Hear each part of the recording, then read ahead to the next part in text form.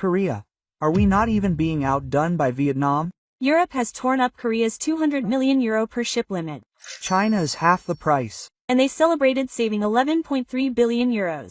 But 6 months later, hell broke loose. A 25 centimeters tank crack caused a complete failure, and then, as if that weren't enough, 500 million Europeans were on the verge of freezing due to the Russian gas cutoff. They knelt and sought Korea, but this was a 5-year cycle. Europe's outcry began. A shocking true story revealed by a former Norwegian executive is now revealed. That morning, I was making the biggest mistake of my life. In a conference room on the 52nd floor of the Equinor headquarters in Stavanger, Norway, overlooking the North Sea, I was reviewing documents that would determine the fate of Europe. My name is Thorstein Neal. At the time, I was 39 years old and was responsible for LNG ship procurement at Equinor. 85 ships? That's a truly impressive number, exclaimed Lars, a subordinate sitting next to me. He was right. The single order for 85 LNG ships was the largest in European history. It was part of Norway's ambitious plan to become completely independent from Russian gas. On the pay table, a mountain of contracts from shipyards around the world were piled high. I picked up the contracts from Korean shipyards, Hyundai Heavy Industries, Samsung Heavy Industries, and Hana Ocean in Korea, Yangtze River Shipbuilding in Hudong Zonghua in China, Vilong Shipbuilding in Vietnam, and PT Shipbuilding in Indonesia. I opened the blue-covered Samsung Heavy Industries binder and found elaborate blueprints and technical specifications. It was a massive document, over 300 pages long, but my eyes were fixed on one thing: €200 million per ship. I couldn't help but laugh. This small country dares to demand €200 million per ship. I wasn't joking, my voice was laced with contempt. The Korea I knew was just a country of K-pop and kimchi. Sure, they had Samsung phones and Hyundai cars, but LNG carriers? Could such a small country properly build state-of-the-art ships carrying liquefied natural gas, as seen in the movie 162 Degrees? I heard Korean shipyards have considerable experience, Lars said cautiously. He was always a cautious man. He had been in the shipbuilding industry for over a decade. Experience, Lars said, is more important than price. Business is all about numbers. Quote, I pushed the Korean contract to the side of the desk and opened the contract from China's Yangtze River Shipbuilding. It was a fancy binder with a red cover and a golden dragon. Now, look at this. China's contract is €90 million per ship. Quote, it's less than half the price of Korea. The numbers were actually shocking. For 85 ships, Korea would cost €17 billion, while China would cost €7.65 billion. The difference was a staggering €9.35 billion. It was more than 3 times our company's annual ranking. But what about the quality? LNG carriers are different from general cargo ships. One mistake could lead to a major disaster. Lars's concerns were valid, but I had already made up my mind. Lars, times have changed. China is now the world's factory. Even iPhones are made in China. Why can't they make LNG carriers? I also checked the restrictions in Vietnam and Indonesia. Vietnam's Vinh Long Shipbuilding was priced at €70 million per ship, while Indonesia's PT Shipbuilding was priced at €60 million. That's a fraction of the Korean price. I can't believe it. The price difference for building the same ship was 3 times as much. Outside the conference room window, rough waves were visible on the North Sea. I calculated the LNG carriers that would ply that sea. If we were to choose countries other than Korea, allocating 35 ships to China, 30 to Vietnam, and 20 to Indonesia, the total cost would be €5.6 billion. That would save €11.4 billion compared to ordering all ships from Korea. €11.4 billion was a significant savings for the Norwegian government budget. You really need to be careful, Thorstein said. This isn't just a simple purchase, it's about Europe's energy security. Lars warned me again, but I was rather annoyed. Lars, you're too conservative. Ships made by a small country like Korea or China are all the same steel. So why pay 3 times more? Quote, I gathered all the restrictions from Korean shipyards and threw them into the file cabinet. The thick binders fell down with a thud. At that moment, I truly believed I had made a wise choice. I'm leaving for China tomorrow. I'll go and check it out myself, so get ready. When I returned home that evening, I proudly told my wife, Ingrid, honey, do you think I could cut more than just the sea route to negotiate the best deal in the company's history? Really? That much? Small countries like Korea were asking ridiculous prices. But I'll sort it all out. Quote. 10-year-old Astrid asked with sparkling eyes, Daddy, does that make you a hero? Yes, princess. You're doing something great for Europe. Quote. At that moment, I truly believed I would be a hero. But I had no idea. I became even more convinced that the Korean restrictions I had discarded would later become the only key to saving all of Europe, and the serious numerical review that was about to begin became even more certain. The next morning, I began my calculations in earnest. 15 executives gathered in the conference room of Equinor headquarters, and I confidently began my presentation. Ladies and gentlemen, today we will make a historic decision. A comparison table of quotes from shipyards around the world appeared on the large screen. I explained the figures one by one with a laser pointer. The average price of Korean shipyards is 210 million won per vessel. Hyundai Heavy Industries is 210 million won, Samsung Jun Industry is 205 million won, and Hana Ocean is 190 million won. Meanwhile, China's Yangtze River Shipbuilding is 90 million euros, Vietnam's Vinh Long Shipbuilding is 70 million euros, and Indonesia's PT Josian is 60 million euros. Ole, the finance director, whistled. That's an incredible difference. It's the same ship, but the price difference is more than 3 times. Now, let's look at the distribution plan I'm proposing. I move to the next slide. The screen showed the optimal distribution I calculated overnight. 35 ships from China, 30 from Vietnam, and 20 from Indonesia. With this distribution, the total cost would be 6.15 billion euros. If Korea were to place an entire order, it would cost 17 billion euros. What's the difference? I paused for a moment to create tension, then said, 10.85 billion euros. The conference room fell silent for a moment. Then a murmur erupted. The number 10.8 billion euros was truly staggering. 10.8 billion euros is more than the entire budget for our renewable energy projects. Marketing Director Christian said in surprise, that's right. If we save this money, we can build 50 more wind farms. Quote. Technical Director Eric raised his hand. He's always been a cautious man, Thor Stein. But LNG carriers are technically very demanding vessels. They have to withstand extremely low temperatures of 162 degrees Celsius, and a single mistake can lead to a major accident. Eric, you have a point. But China and Vietnam already have sufficient technological capabilities. They have all the international certifications, and China, in particular, is already the world's second largest shipbuilding nation. I showed them the data I had prepared. The construction performance of Chinese shipyards, Vietnam's growth graph, and Indonesia's government support policies appeared on the screen. The Chinese government, in particular, provides billions of dollars in support to the shipbuilding industry every year. That's why such exceptional prices are possible. Vice President Magnus nodded. Logical. But what will the Korean shipyards think? Couldn't they also lower their prices? I've already confirmed it. Korean shipyards have said there's little room for price negotiation. They seem to be ignoring us, saying they were already busy with other projects. Actually, I was exaggerating a bit. The Korean shipyards tried to politely explain their technology and quality, but I didn't want to listen. So, isn't there a risk? Asked Operations Director Pater. Of course there is. But think about 10.8 billion euros. Isn't that a certain amount of risk worth taking? Quote. Plus, we're diversifying our orders globally, so the risk is also spread. Most of the executives nodded in agreement. The power of numbers was truly powerful. And there's one more important point. I showed the last slide, delivery times. Korea said it would take 24 months to deliver its first ship. China, on the other hand, said 18 months, and Vietnam and Indonesia said 16 months.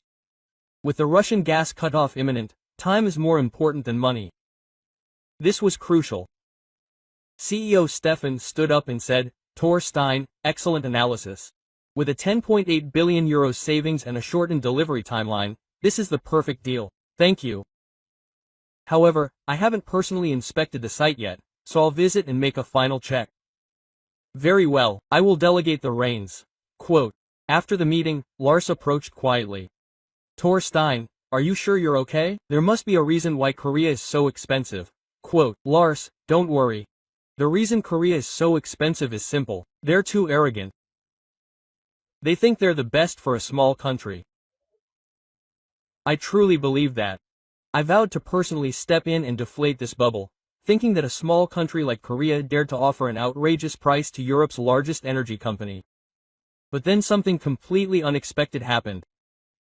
A week later, I arrived at Shanghai Pudong Airport. Liu Xiaoming, the director of competition cooperation for China Yangtze Shipbuilding, was there to personally greet me. A Rolls-Royce Phantom and 2 Mercedes-Benz S-Class cars were waiting for me. Mr. Thorstein, we sincerely welcome you to Shanghai. Liu Xiaoming was a man in his mid-50s with a commanding physique. He spoke fluent English, saying he had played in the NBA at Oxford. The Chinese government is also very interested in this project. This will be a historic collaboration between Europe and China. During the 2-hour drive from the airport to the shipyard, Liu Xiaoming passionately explained the development of China's shipbuilding industry. Just 10 years ago, China's shipbuilding industry lagged behind Korea and Japan. But things are different now. We already account for 40% of the global shipbuilding industry. Outside the car window, the dazzling Shanghai skyline passed by. The Oriental Pearl Tower, the Shanghai Tower, the Jin Mao Tower, and the towering Macau Tower all reflected China's growth. Our Yangtze River shipbuilding, in particular, is the largest in China. It boasts the world's largest dock on a site the size of 50 soccer fields. When I arrived at the shipyard, I was overwhelmed by its scale. It took a 10-minute drive from the main gate to the main dock. Huge cranes were moving everywhere, and tens of thousands of workers were moving busily like ants.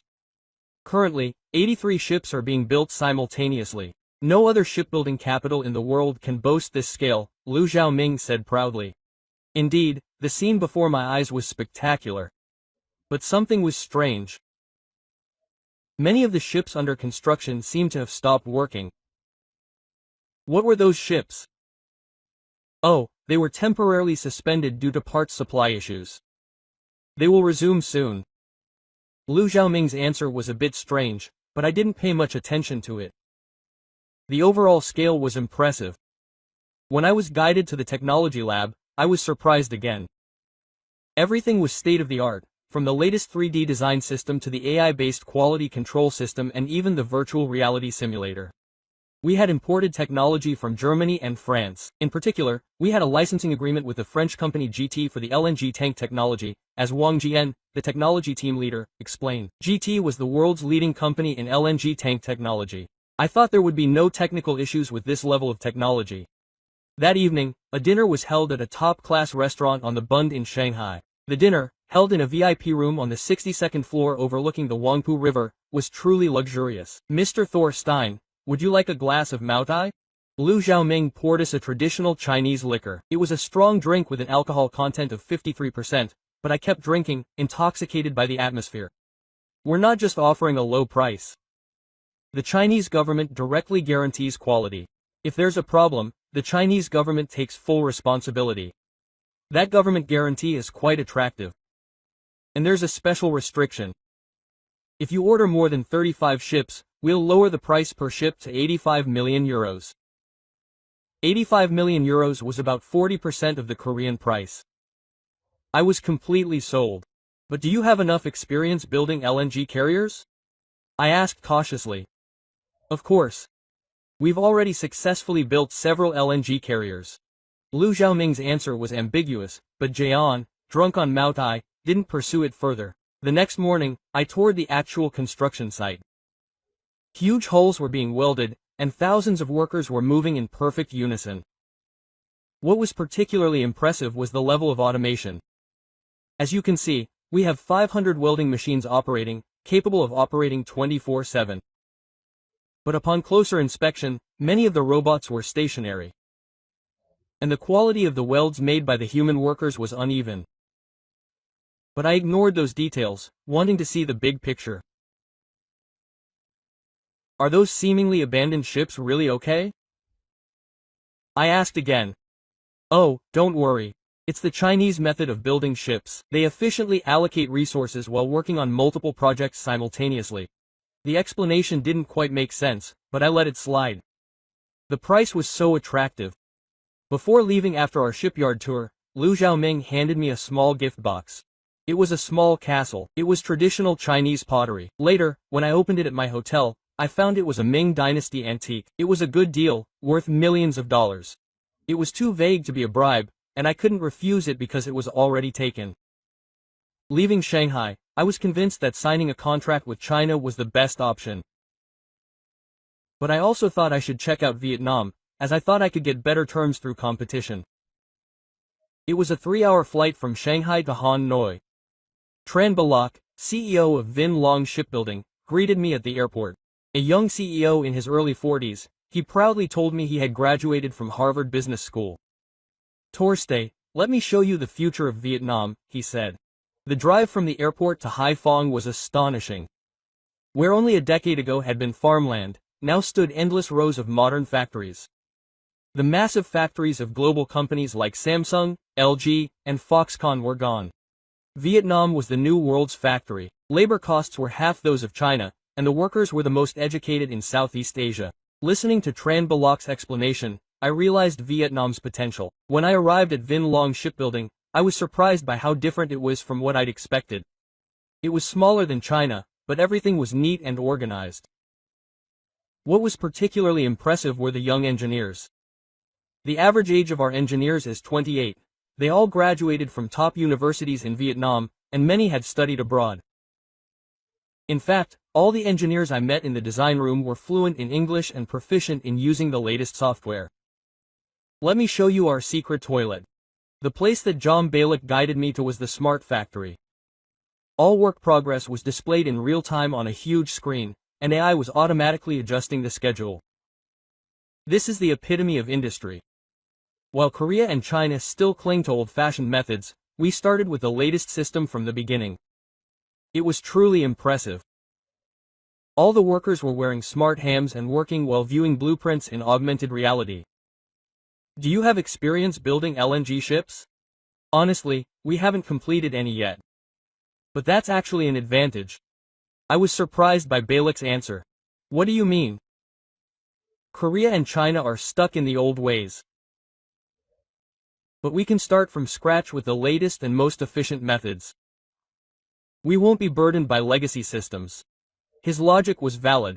In fact, in many industries, latecomer investments have often been more innovative. And there are special restrictions. Balick took out a tablet and showed me. If we sign an exclusive contract with Ecuador, we will build a dedicated European shipyard for Hai. We will make the initial investment, and Ecuador will only have to guarantee a long-term purchase contract. A dedicated shipyard was a truly unprecedented restriction. And the price can be lowered even further. It can go up to 65 million euros per ship. That's less than a minute of the Korean price of 65 million euros. 30 ships would cost 1.95 billion euros. If Korea were to order the same quantity, it would cost 6 billion euros. Is that price really possible? Quality can be guaranteed. Of course.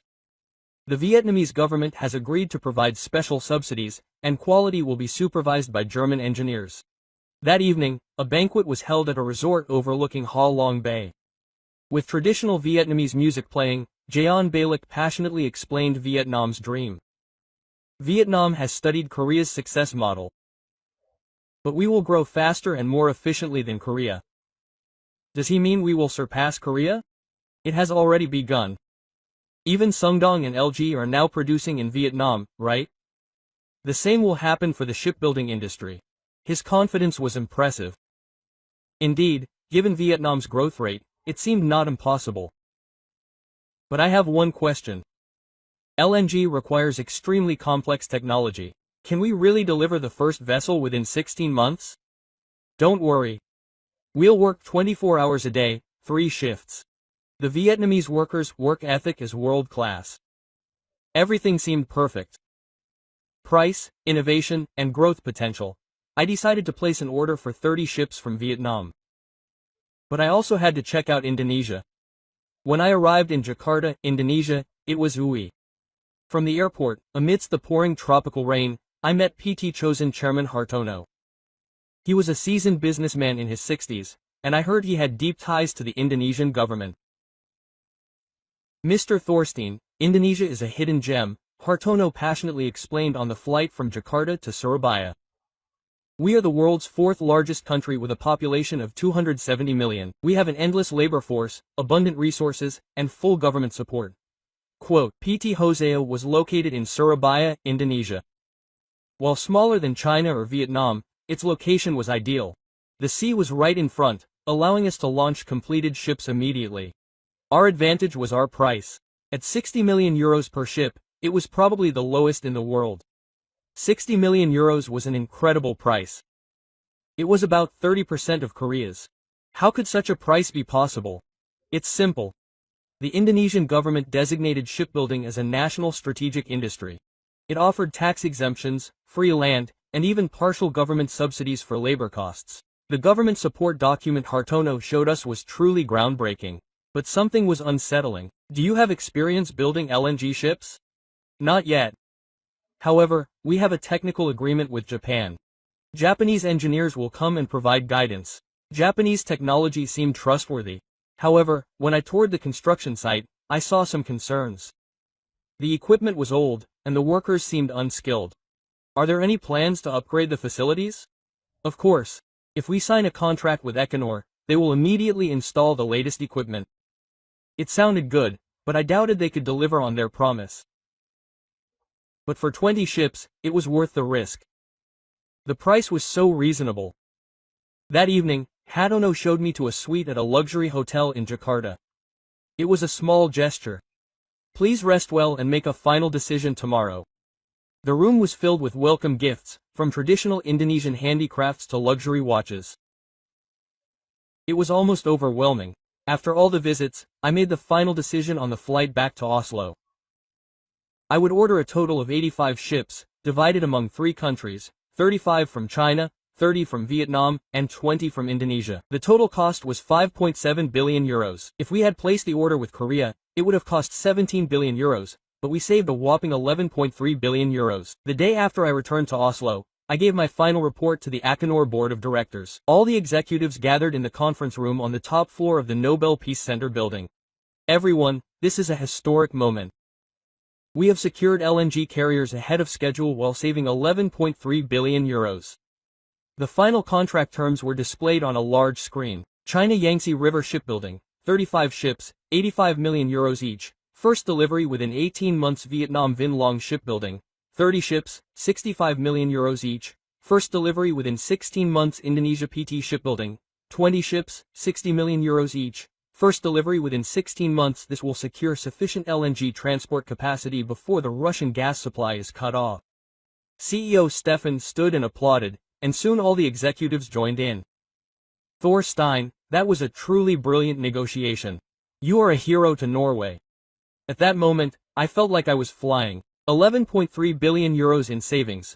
This was a historic achievement for Norway. A week later, a grand signing ceremony was held at the Nobel Peace Center. It was a grand event attended by the Norwegian Prime Minister, the Energy Minister, and even the European Union Energy Commissioner. Today is a historic day, the first step toward European energy independence. After the Norwegian Prime Minister's speech, I signed the contract with the representatives of each country. Camera flashes went off, and reporters from CNN and BBC swarmed the microphones. Mr. Lngson, why didn't you choose the Korean shipyards? One reporter asked. The price was too high. Why pay a high price when you can build a ship of the same quality for a minute? But isn't Korea the country with the most experience in building LNG ships? Experience is important, but this is a new era. China, Vietnam, and Indonesia also possess sufficient technological capabilities. The reporters nodded in agreement at my answer. Everyone seemed to agree with my choice. After the signing ceremony, a grand celebratory reception was held. It was a splendid party attended by even members of the Norwegian royal family. Congratulations, Thor Stein. My wife, Ingrid, approached me, holding a champagne glass. Her eyes were filled with pride. I'm so proud of you. Saving 11.3 billion euros? Astrid, wearing a dress, came over and took my hand. Dad, all your school friends are talking about you. You saved Europe? We haven't saved it yet, princess. It's just the beginning, quote. But I was secretly proud. When a small country like Korea demanded an outrageous price, you boldly refused and found a better alternative. Lars quietly approached me from one side of the party. Congratulations, Torstein. But what? I heard the 4.5 billion euros in ours contract money had already been transferred. If anything goes wrong, don't worry. Since we've spread the risk across the new countries, how could there be problems in all of them? I spoke confidently, but Lars still looked worried. That night, when I returned home, I sipped wine and gazed at the Norwegian fjords. The beautiful landscape was shining in the moonlight. This was really just the beginning. In a year and a half, the first LNG ship would arrive. Then everyone would know I had made the right choice. But little did I know that just 6 months later, my confidence would be shattered. Exactly 6 months after the signing ceremony, I was enjoying a peaceful morning in my office. I was sipping coffee and reviewing the quarterly report when the phone rang. The caller was Yu Xiaoming of China Yangtze Shipbuilding. Mr. Thorstein, I have an urgent report to make. His voice was shaking unusually. What's going on? A problem was discovered during the first LNG carrier's easy battle. My heart sank. What's the problem? A crack was found in the tank. A crack? How big is it? About 25 centimeters. It occurred during a test at -162 degrees Celsius. 25 centimeters. This wasn't a small problem. A crack of that size in an LNG tank would have made sailing impossible. What's the cause? Quote. It seems to be a problem with the welding technology. Our technician, Liu Xiaoming, stammered for a while before finally confessing. Actually, this is our first time building an LNG carrier. We lack experience. Quote. I couldn't believe my ears. What do you mean, first time? I told you we had experience. We've built many conventional ships, but LNG technology is too complex. Quote, special welding that can withstand 162 degrees Celsius in the movie is beyond our technology. After hanging up the phone, I sat there in a daze for a while. The first of 35 ships failed. We'd already paid over 1.5 billion won in contracts, but that was just the beginning. 4 days later, even more shocking news arrived from Vietnam. Mr. Thorstein, this is a warning. What's going on?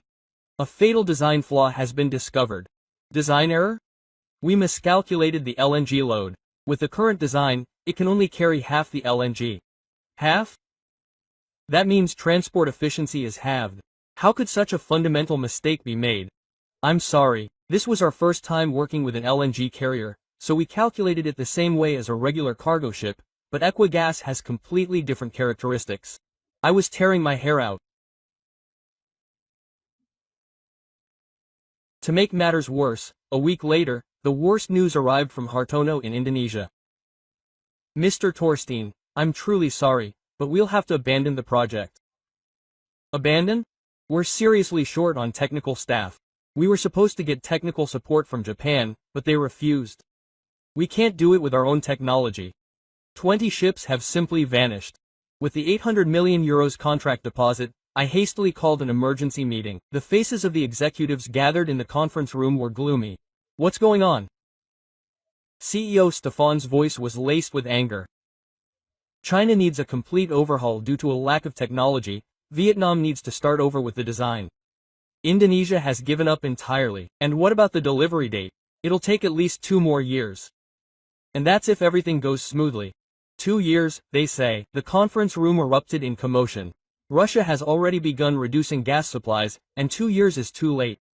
How much additional cost will be needed? The finance minister asked. China and Vietnam each requested 1 billion euros in additional support. 2 billion euros more? That's ridiculous. Then Lars quietly said, why don't we contact Korea? All eyes were on Lars. If we ask a Korean shipyard now, will they accept us? My pride was hurt when we turned them down, but I had no other choice. That evening, I stayed alone in my office, searching for contact information for Korean shipyards. I took out the restriction documents I'd thrown in the trash and read them again. Samsung Heavy Industries, restriction document read, no LNG carrier accidents in 30 years. Experience building over 600 vessels. Quote, Hyundai Heavy Industries, restriction document read, 65% of the world's LNG carriers are made in Korea. Technological prowess is proven by numbers. I only then realized how foolish my choices had been. As news of the failures of China, Vietnam, and Indonesia spread, the situation spiraled out of control. The Financial Times ran a front-page story. Even more shocking was the article about Norway's €11.3 billion attempt to squander €20 billion. Experts had estimated that restarting the project would require at least €20 billion. Russia had struck a devastating blow. President Putin himself announced the complete shutdown of the Nord Stream gas pipeline. This was retaliation for Europe's freezing of Russian assets. Now, Europe faced a real energy crisis. An emergency EU summit was convened, and I was summoned to Brussels. As I entered the conference hall at the EU headquarters, the cold gazes of the 27 energy ministers turned to me. Mr. Nielsen, because of you, all of Europe is in crisis. The German energy minister spoke bluntly. We cut ties with Russia, relying on your assurances of securing LNG ships. And now you're saying it's failed? I'm sorry. But where is the time? There are only 3 months left until winter. The French minister shouted. 5 million Parisians could be left without heating. Hospitals will have to survive on emergency generators. The Polish minister joined in. Warsaw is down to 20 degrees. People will freeze to death without heating. How will you take responsibility for this? I couldn't say anything. It was truly my fault. The European Union Energy Commissioner concluded, Mr. Nielsen, I'm giving you one last chance. Find a solution within 3 months. If not, you'll die. He didn't say anything, but the meaning was clear. They wanted to hold me legally accountable. When I returned to Oslo, I was completely devastated. The press called me the man who drove Europe into crisis, and people on the street recognized me and pointed at me. When I got home, my wife, Ingrid, was crying. Honey, Astrid is being bullied at school. The kids are saying we're freezing to death because of my dad. It was heartbreaking to think that a 10-year-old was suffering because of me.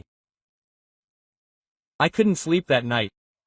I kept searching the news, trying to find a solution. Then, by chance, I came across a documentary, The Miracle of Korean Shipbuilding, A Small Nation Dominates the Sea. I clicked on it out of curiosity, and the content was shocking. Korea currently builds 75% of the world's LNG carriers. 3 shipyards in Jeoye, Ulsan, build more than 50 LNG carriers every year. The screen showed a massive dock at Hyundai Heavy Industries. 10 LNG carriers were being built simultaneously, and every step was systematic and precise. Korea's LNG carrier welding technology is world-class. Even in the film 162 Degrees, it boasts precision that doesn't allow even a single millimeter of deviation. Next was Samsung Junction. The production line, fully computerized, and the quality control system, which used precise laser measurements, were impressive. Samsung Junction has not had a single LNG carrier accident in the past 10 years, a record no other shipbuilding company in the world has achieved. Finally, Hana Ocean appeared. It was a state-of-the-art shipyard that combined eco-friendly and smart shipbuilding technologies. The competitiveness of the Korean shipbuilding industry isn't simply technology, it's the result of over 30 years of accumulated know-how, skilled technicians, and a craftsman's dedication to perfection. After watching the documentary, I realized I had made a huge mistake. I dismissed Korea as a small country, but in reality, it was a giant in the shipbuilding industry. The next morning, I made a bold decision. I decided to swallow my pride and ask for Korea's help. But would Korea really accept me? I first sent emails to Korean shipyards, offering polite apologies and asking for help. But the replies were cold. Quote, "We're sorry, but our schedules are full for the next 5 years, Hyundai Heavy Industries said. We've already finalized contracts with other clients. Samsung Junkik also said the same. We'd love to help, but it's not realistically possible. Hano's response was also negative. It was hopeless. But I couldn't give up. The European winter and my daughter's future were at stake. A few days after receiving the rejection email, I received even more shocking news. 3 Korean shipbuilders had signed large-scale contracts with Greece, Japan, and Qatar. Hyundai Heavy Industries signed a contract with a Greek shipping company for 15 LNG carriers, Samsung Heavy Industries signed a long-term contract with Japan's MOL for 12 vessels, and Hana Ocean secured an order for 20 vessels with Qatar Energy. While we were failing, Korean shipyards were steadily dominating the market. Particularly shocking was the interview with the Greek Dynagas chairman. We've only considered Korea from the beginning. In LNG, technology is crucial, and we can't trust anyone else but Korea. The words of the Japanese NIC vice president were also striking. No matter how cheap China is, we can't trust them. We've been working with Korea for 30 years, and we've never been disappointed. I realized this. The global shipping industry already knew, Korea is the best in LNG. Then Lars came to my office. Torstein, there might be a way. What is it? We have to go to Korea in person. Instead of emailing or calling, we have to go there and make a sincere request. Do you think they'll meet with us? I had to try. Was there any other way in this situation? Lars was right. It was time to completely abandon my pride. The next day, I boarded a plane to Incheon. During the 12-hour flight, I kept practicing Korean greetings. I wanted to have at least a modicum of courtesy. It was dawn when I arrived at Incheon Airport. The scenery of Changbak was impressive as I took the KTX from the airport to Ulsan. Apartments and factories were densely packed where rice fields used to be, and the roads were perfectly maintained. How could I have ignored this country because it was small? I arrived at Ulsan Station and took a taxi to Hyundai Heavy Industries. I went there without an appointment. The security guard at the main gate stopped me. Do you have an appointment? No, but I have a really urgent matter, so I came from Aki Nord, Norway. The security guard made a phone call and shook his head. I'm sorry, but you can't enter without an appointment. I was at a loss. Then, someone recognized me. Wasn't it Mr. Torstein Lilson? I turned around and saw that it was Park Do-yoon, managing director of the Hyundai Heavy Industries sales team. He was the same man who had come to Oslo with the letter of intent 3 years ago. Quote, Director Park, how did you get here? I desperately need your help. Park Sang-moon looked at me for a moment and then sighed. Please come in. Have a cup of coffee or something. When I followed Park Do-yoon into the main building of Hyundai Heavy Industries, I was overwhelmed by its scale. A massive model of an LNG ship was on display in the lobby, and the walls were lined with photos of ships delivered to countries around the world. Since its founding in 1972, the company has built over 1,500 ships, of which over 200 were LNG carriers. Quote, Director Park explained. As we sat down in the conference room, Director Park spoke first. To be honest, headquarters doesn't want to work with Aki nor. I know that. But remember 3 years ago when we went to Oslo? Mr. Torstein threw our contract documents in the trash without even looking at them? My face turned red. I'm so sorry. You said it was a small country, didn't you? You also said it was ridiculously expensive. There's no excuse. I was ignorant. Park Sang-moon stared at me for a long time and then said, let's take a look at the shipyard first. We'll talk later. Quote. Park Sang-moon guided me to the production site. The shipyard I entered, wearing safety gear and a vest, was truly spectacular. In a massive dock the size of 6 soccer fields, my LNG carriers were being built simultaneously. Thousands of workers were moving in perfect unison, every movement precise and systematic. That LNG carrier you see there is destined for Qatar. It's 345 meters long, 53 meters wide, and can transport 174,000 cubic meters of LNG. Getting closer was even more astonishing. Inside the massive tank, workers were precision welding, and the delicacy was truly artistic. All of these welders had over 10 years of experience. It takes at least 5 years of training to become certified as an LNG vessel welder. Director Park taught one of the welders. He was Captain Kim Byung-chul, with 25 years of experience. He's one of Korea's foremost LNG vessel welding experts. I watched Captain Kim weld, and he was drawing a perfect line without a single meter of wobble. This weld wouldn't break even in a movie like 162 Degrees.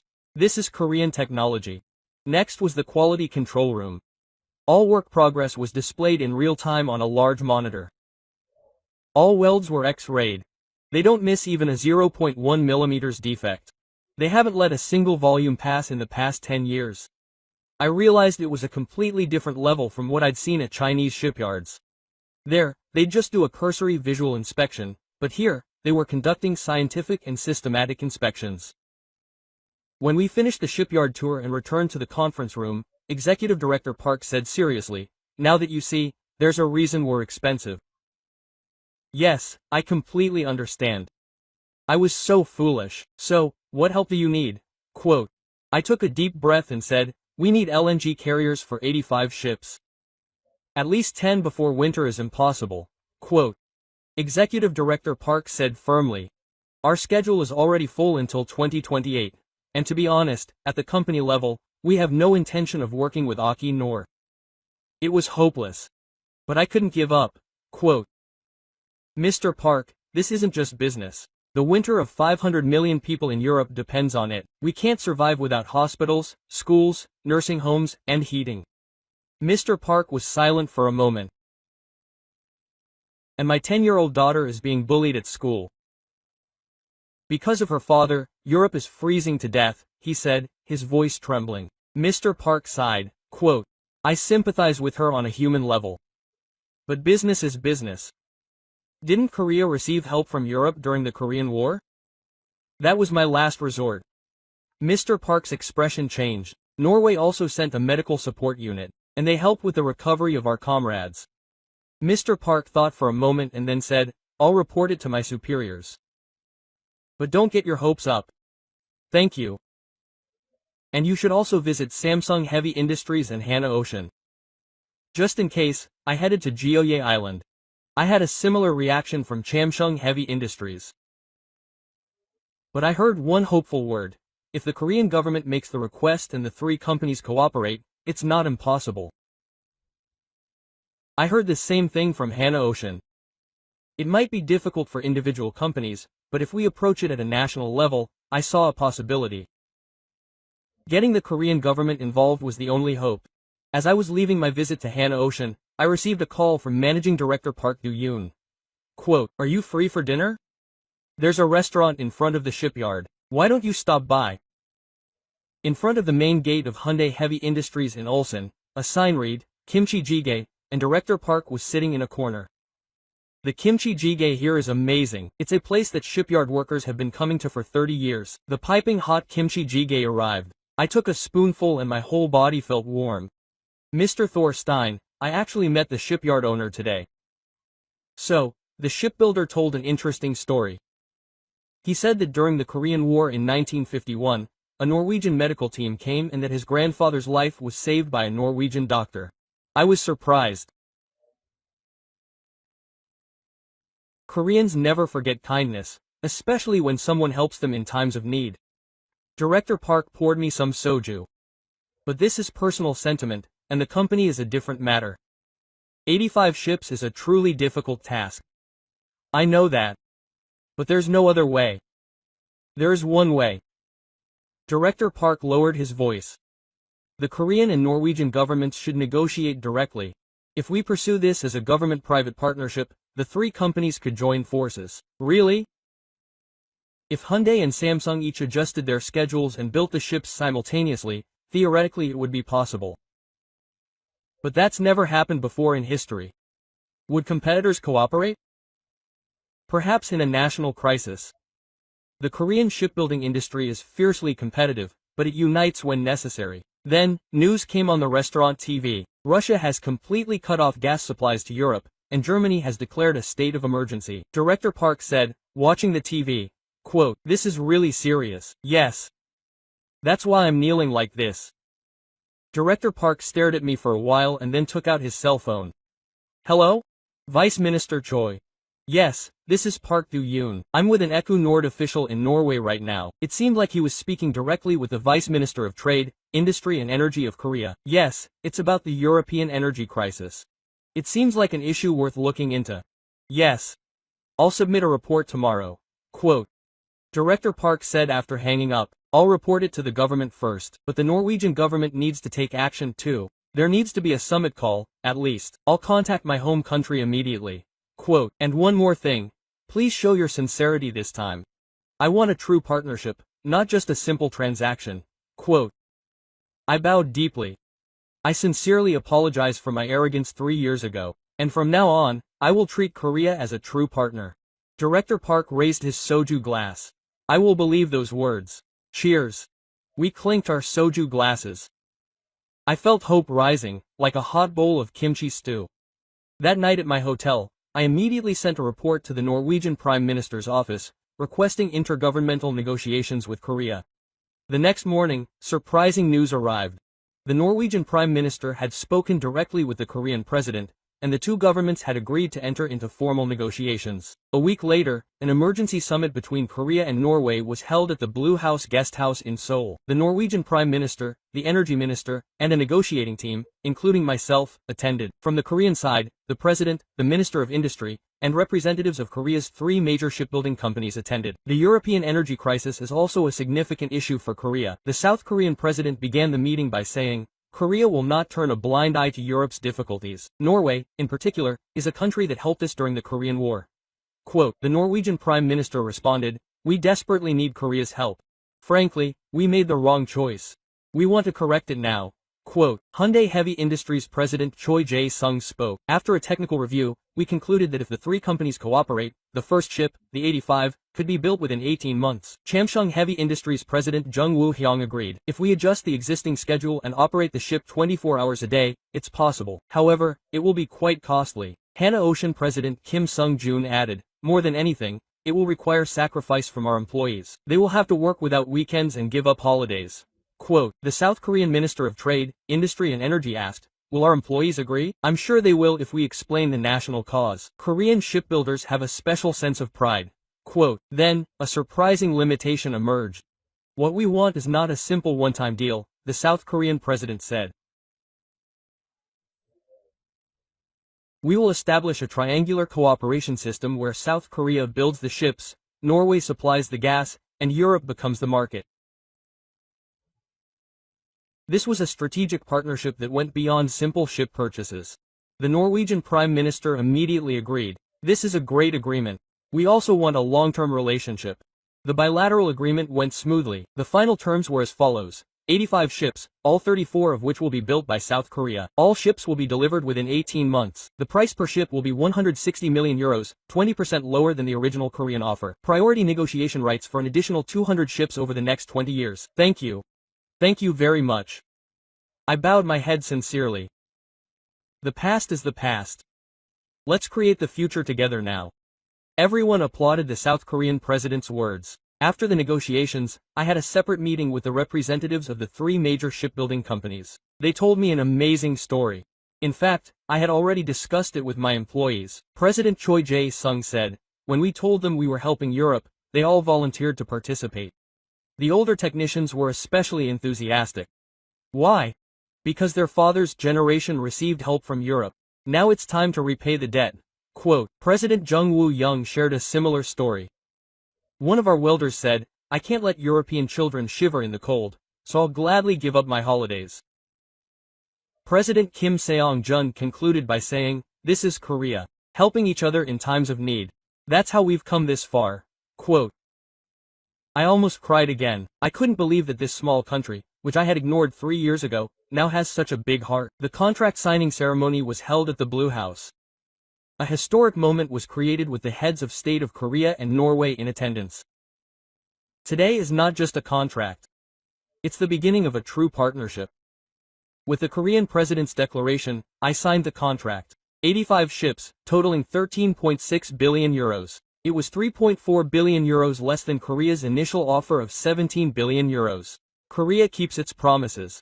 All ships will be delivered within 18 months. Representatives of the three major shipbuilding companies signed side by side. Cameras flashed, and the national anthems of both countries were played. After the signing ceremony, I met Park Do-yoon again at the reception. "This is truly the beginning." "Yes. But don't worry. We've never missed a delivery date." "How is that possible?" Koreans value promises as their lifeblood, especially when it involves national honor. The night view from Namsan Mountain in Seoul that evening was truly breathtaking. Just a month ago, I was in despair, but now I was filled with hope. When I returned to my hotel, I received a call from Norway. The European Union had also issued a statement welcoming the agreement with Korea. Korea was a trustworthy partner. It was the best choice for Europe's energy security. These were the comments of the German Chancellor. The next day, I visited the shipyards in Ulsan, Gyeoye, and Samcheok. Preparations had already begun. A special task force had been formed. The head of Hyundai Heavy Industries Shipbuilding explained that 500 of their best engineers had been assigned exclusively to European projects. Samsung Semiconductor was no exception. 3 docks had been emptied for European use. They planned to operate at full capacity, 24 hours a day, in 3 shifts. Hanwha Ocean was also fully prepared. They planned to increase production efficiency by 30% by fully utilizing smart systems. What was most impressive was the atmosphere on site. All the workers were brimming with enthusiasm. "We're going to save Europe," a young engineer said jokingly, but his eyes held a serious look. 2 weeks after the contract was signed, the first ship cutting ceremony was held simultaneously at Sezhou Shipyard. I attended at Hyundai Heavy Industries in Ulsan. It was still dark at 6 a.m., but the shipyard was already ablaze with thousands of lights. Forcible cutting of ship number 1, bound for Europe, began. At the command of the shipbuilder, a giant plasma cutter began to operate. Blue sparks flew as it cut through the thick steel plates. At that moment, my heart swelled. "The ship will be in shape in 3 months, and it will be launched in 6 months, explained Managing Director Park Do-yoon. And in 18 months, it will sail the Norwegian Sea." At the same time, a cutting ceremony was also held at Samsung Heavy Industries in Gyeoye. I watched it live, and the scale was truly spectacular. The sight of the simultaneous cutting of the inner hulls was truly overwhelming. Hanwha Ocean was no exception. The sight of the cutting of steel with precision using a state-of-the-art automated system was impressive. After the cutting ceremony, I toured the site and saw a special banner hanging on the wall, responsible for the European winter. The pride of Korean shipbuilding is that not a single ship fails. Quote, "The banner was handmade by the workers themselves." During lunchtime, I had a meal with the workers in the military cafeteria. An elderly welder said to me, "You're from Norway?" My father was treated on a Norwegian hospital ship during the Korean War. "Now it's our turn to repay the debt." Quote. Other workers chimed in, "Don't worry. The ships we build are flawless. 30 years of experience guarantee it." Quote. I was deeply impressed by their pride and sense of responsibility. In the afternoon, I visited the design center. Young engineers were designing the ship using 3D modeling. They pre-assemble all the parts using a digital twin, identifying any problems before the actual construction. An engineer proudly explained, "This will reduce errors by 99.9%. I also met with the quality control team. They inspect 500 points daily. They don't allow even a single millimeter deviation. The inspection records the team leader showed me were truly thorough. They included X-rays of every weld, pressure test results, and temperature simulations. This is on a whole other level than China or Vietnam." The team leader smiled and replied, "Can you even compare?" I said, "We've been doing this for over 30 years. Klaipėda, Lithuania." I gazed at the horizon with trepidation. And then, finally, the moment arrived. A massive ship loomed before me. It was the Nordic Kovu, the first LNG carrier built in Korea. It arrived 3 days ahead of schedule. The ceiling radioed me. A massive 345-meter-long ship arrived in perfect condition at Hanggu. The second and third ships arrived, one after another, over the course of a week. All the ships were in perfect condition. When the first LNG unloading began, all of Europe breathed a sigh of relief. 174,000 cubic meters of LNG began to be supplied to the European energy grid. My news flashed. Berlin's power supply normalized, the Pine heating system restarted, and Warsaw's hospital energy crisis. My daughter Astrid took my hand and said, "Dad, now your friends call you a hero. They say Korea saved us. You're not the hero. Korea is the hero."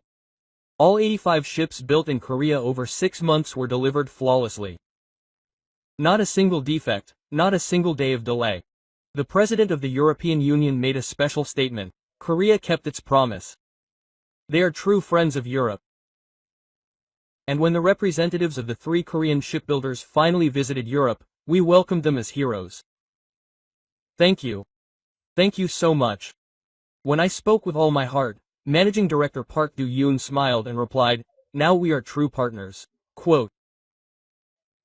What did you think of the shocking confession from Norwegian ENOR's former head of procurement? Korea, once dismissed as a small country, ultimately saved all of Europe. Of the 760 LNG carriers currently sailing the world's oceans, more than 70% are Korean. Ships built in Ulsan, Gyeoye, and Samcheok are protecting Europe's warm winters. This story shows that true strength comes not from size, but from technology and trust. Please share this video to share Korea's hidden strength with the world. And please share your thoughts in the comments. Subscriptions and likes will help us tell more proud stories about Korea. It's been Korea wonderful so far. Thank you.